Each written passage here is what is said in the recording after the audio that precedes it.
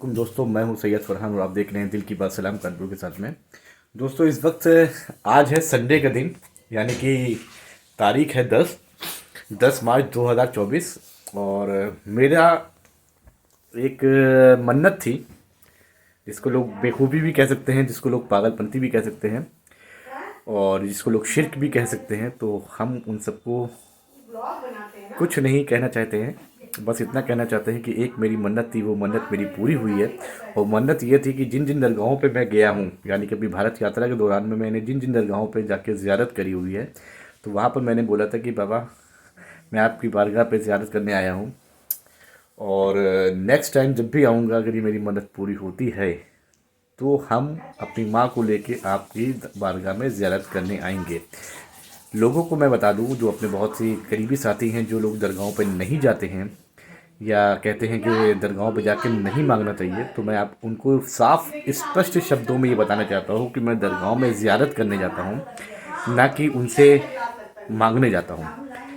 मांगा बेशक अल्लाह से जाता है और मैं अल्लाह से ही मांगता हूँ, लेकिन ज़रिया जो होते हैं उन बुज़ुर्गों का वसीला दे के, यानी कि मैं जिस दरगाह पे जाता हूँ वहाँ की ज़ियारत करता हूँ। और बहुत शोर हो रहा है, ज़रा 2 मिनट के लिए शांत हो जाइए, 2 मिनट के लिए शांत हो जाइए, ब्लॉग बना रहे हैं।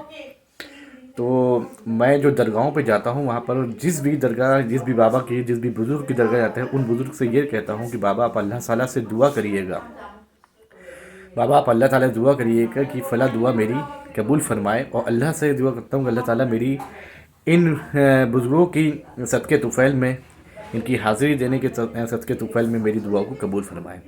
बाकी ये मेरा अक़ीदा है, ठीक है।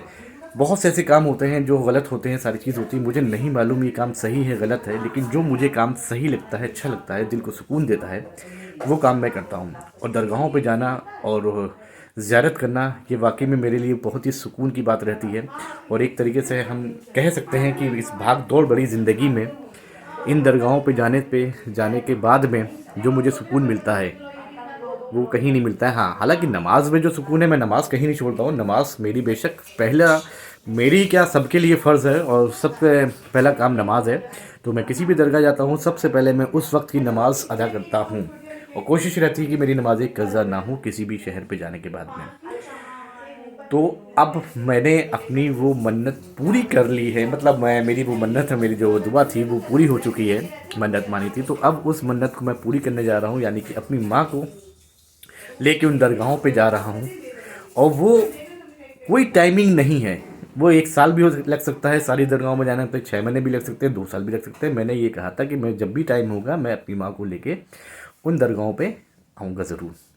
तो भाई, मैं उन सब से माफ़ी चाहता हूँ जो लोग दरगाहों पे नहीं जाते हैं, जो लोग मुझे देख रहे हैं, जो ये लोग नहीं पसंद करते हैं कि दरगाहों पे जाके नहीं मांगना चाहिए। तो मैं फिर से उनसे कहूँगा, मैं दरगाहों पे जाके मांगता नहीं हूँ, बल्कि उनके वसीले से अल्लाह से दुआ करता हूँ कि आप अल्लाह ताला से दुआ करिएगा कि ये मेरी दुआ कबूल हो जाए। इस पे भी बहुत सी बातें हैं, उसमें बातों में मैं नहीं जाना चाहता हूँ। कुछ लोग कहते हैं वो तो पर्दा कर गए हैं, मर गए हैं और पड़े हुए हैं, इस तरह से बहुत सी बातें मेरे सामने आती हैं, लेकिन अल्लाह माफ़ करे हमको।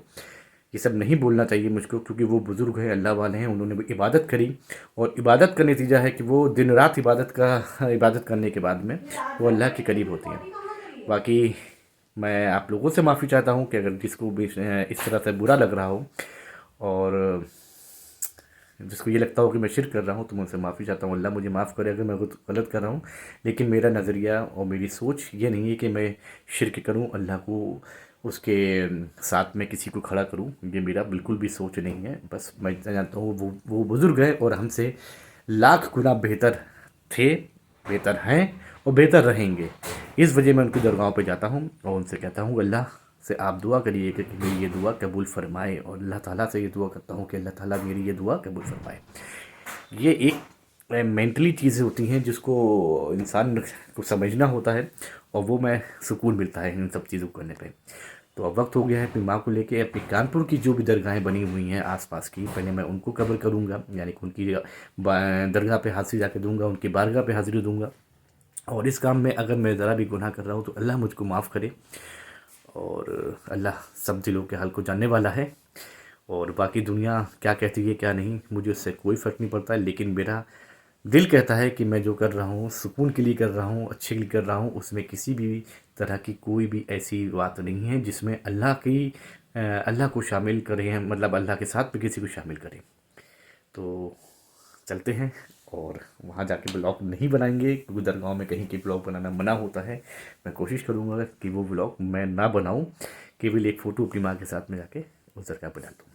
चलिए, इसी तरीके से आपको हम देंगे अपडेट जहाँ जहाँ जिस दरगाह में जाएंगे। तो ये था मेरा आज का पहला ब्लॉग 10 मार्च 2024 का, जो आज से मेरी दरगाहों की ज़ियारत अपनी माँ को साथ लेके शुरू हो चुकी है। तो इसी तरीके से छोटे छोटे ब्लॉग आप तक बनाते रहेंगे, देते रहेंगे जानकारियाँ। और हाँ, सलाम कानपुर का इसी तरीके से ब्लॉग आता रहेगा, लेकिन अभी तक सलाम कानपुर के जो फुल एपिसोड हैं, फुल ब्लॉग है, वो एडिट नहीं हो पाए हैं टाइम की कमी होने की वजह से। जिस दिन भी मुझे टाइम मिलेगा एडिट करने के लिए, वो ब्लॉग भारत यात्रा का बहुत अच्छा बनेगा और वाकई अच्छा बनेगा, इसमें आप लोग इन्जॉय करेंगे। तो बने रहिए हमारे साथ में और देखिएगा ज़रूर सलाम Kanpur only on YouTube channel पर। सलाम कानपुर।